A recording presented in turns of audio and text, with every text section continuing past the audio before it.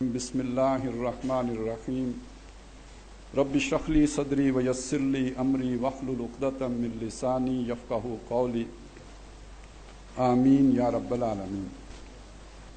میں جس چیز کی طرف توجہ مبذول کرانا چاہوں گا اکابرین امت کی، وہ یہ ہے کہ کام صرف مختلف فرقوں میں اتحاد و اتفاق پیدا کرنے ہی کا نہیں ہے، بلکہ یہ اتحاد و اتفاق بھی اس وقت تک پیدا نہیں ہو سکے گا کہ جب تک ہم اللہ کے اس پیغام کو کہ جو محمد الرسول اللہ صلی اللہ علیہ وسلم کو دے کر بھیجا گیا، اس کو جب تک ہم دنیا کو کر کے انفرادی اور اجتماعی سطح پر دکھا نہیں دیتے۔ اور اس کی راہ کی رکاوٹ، سب سے بڑی رکاوٹ کیا ہے؟ آج ہم بریلوی، دیوبندی، اہل حدیث اور اہل تشیع بھائی ہم سب جمع بھی ہو جائیں تو پھر کیا امت بن جائیں گے؟ ہم اگر مذہبی طبقات اکٹھے بھی ہو جائیں تو اس سیاسی تفرقے کے ہوتے ہوئے کیا ہم امت کہلائیں گے؟ یہ امت وحدت ہوگی۔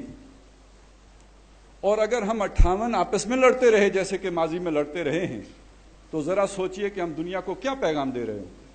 زیادہ خون ریزی کس نام پر ہوئی ہے؟ سیاسی تفرقہ بازی کے نام پر یا مذہبی تفرقہ بازی کے نام پر؟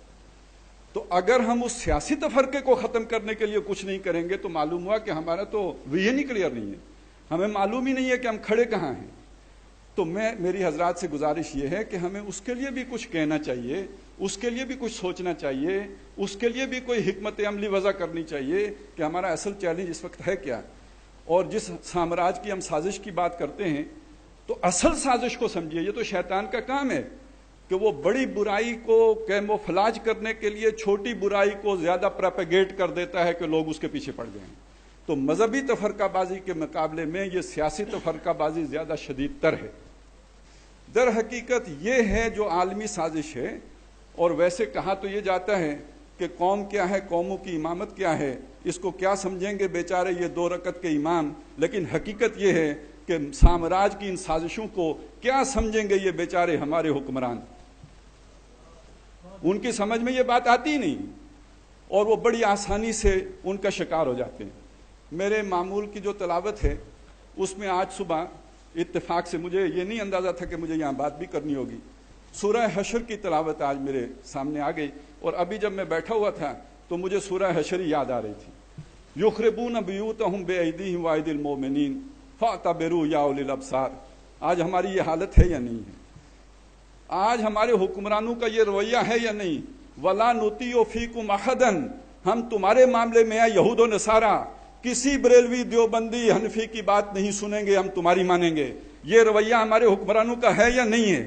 آگے چلیے، آپ سمجھتے ہیں ہم اکٹھے ہیں، تَحْسَبُهُمْ جَمِيعًا وَقُلُوبُهُمْ شَتَّىٰ، اور یہ کیوں ہے؟ ہم کہتے ہیں اعتصام بالقرآن کرو، اعتصام باللہ کرو، یہ تو اولو الالباب کے لیے پیغام ہے، یہ تو ہوش مندوں کے لیے پیغام ہے، یہ تو عقل مندوں کے لیے پیغام ہے کہ وہ اتحاد کریں اور اتفاق کریں۔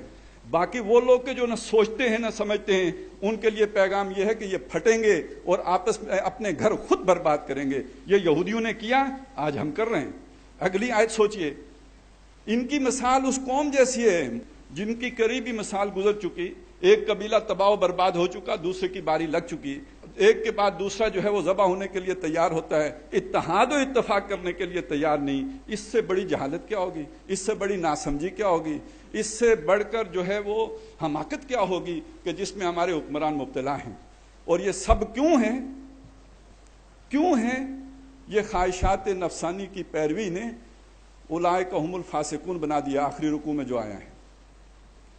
اس سے نکلنے کی صورت ایک ہی ہو سکتی ہے کہ اللہ کی طرف واپس آئیں۔ وہ جو اقبال نے کہا تھا اپنی خودی پہچان و غافل افغان، ہمارے اندر اللہ نے کوئی روح بھی رکھی ہے۔ وَلَا تَكُونُوا كَالَّذِينَ نَسُوا اللَّهَ فَأَنسَاهُمْ أَنفُسَهُمْ، ان لوگوں کی طرح نہ ہو جاؤ جنہوں نے اللہ سے غافل ہو گئے، تو اللہ نے انہیں اپنی خودی سے، اپنی انر سے، اپنی روح سے غافل کر دیا جو اللہ نے ان کے اندر پھونکی تھی، اسے بھول بیٹھے، حیوان بن گئے، اس لیے فاسق ہو گئے۔ اور یہ ان میں اعلیٰ اوصاف کہاں سے پیدا ہوں گے؟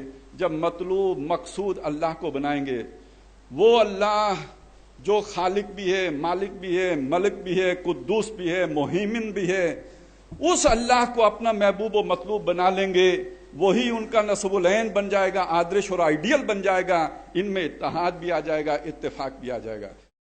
وَاذْكُرُوا نِعْمَتَ اللَّهِ عَلَيْكُمْ اِذْ كُنْتُمْ أَعْدَاءً فَأَلَّفَ بَيْنَ قُلُوبِكُمْ فَأَصْبَحْتُمْ بِنِعْمَتِهِ إِخْوَانًا۔